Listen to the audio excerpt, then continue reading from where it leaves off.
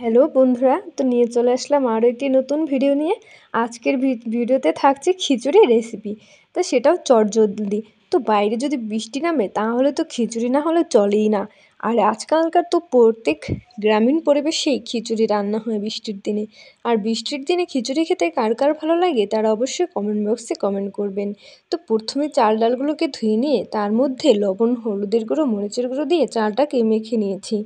এরপর একটি কড়াইতে পেঁয়াজ, তারপরে জিরে, দারুচিনি, এলাচ তেলের উপর দিয়ে ভেজে নিয়েছি। তারপর সেই মেখে রাখা চাল ডালগুলো এখন তেলের উপরে দিয়ে দিব।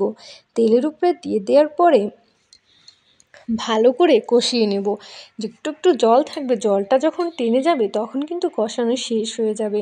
তো এটাকে কষাতে হবে ভালো করে, আর এভাবেই নেড়েচেড়ে নিতে হবে।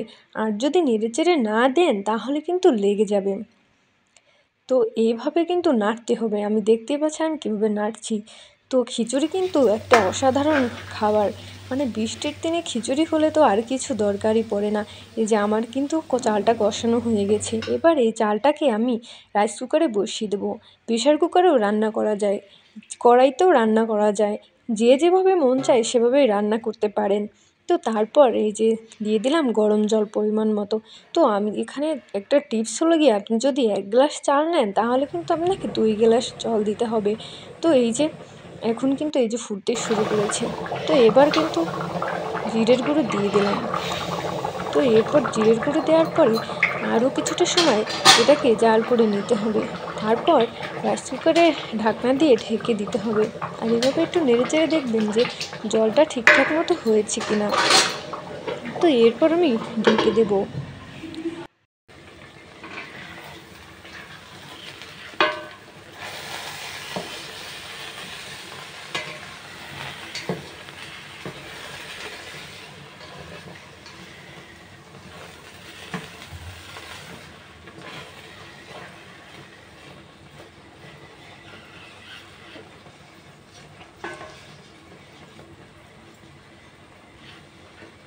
তো এইদিকে কিন্তু আমার খিচুড়ি রান্না হয়ে গিয়েছে। দেখতেই পাচ্ছেন কতটা পারফেক্ট ফুটেছে চাল ডাল।